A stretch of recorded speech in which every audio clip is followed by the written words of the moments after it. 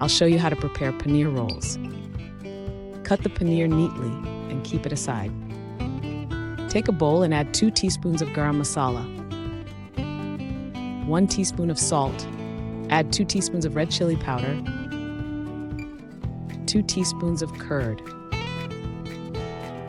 a teaspoon of ginger garlic paste, add 200 grams of finely chopped paneer.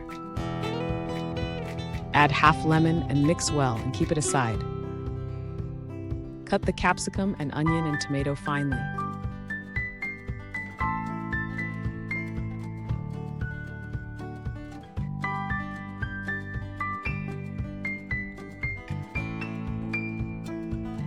Heat 1 tablespoon of oil in a pan over medium heat. Add finely chopped onions and capsicum and tomato and mixed paneer masala. Sauté until they turn translucent. In a mixing bowl, combine 1 cup maida, 1 teaspoon sugar, 1 teaspoon of ghee. Gradually add water and knead into a smooth, soft dough.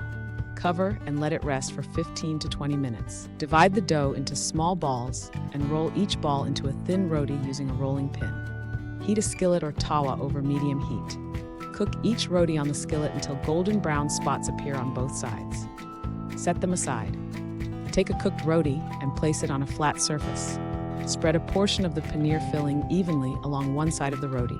Roll the roti tightly to enclose the filling, creating a wrap. Repeat for all rotis.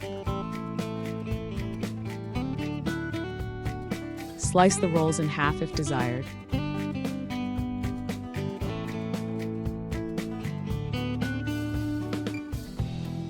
Serve hot with green chutney or ketchup on the side.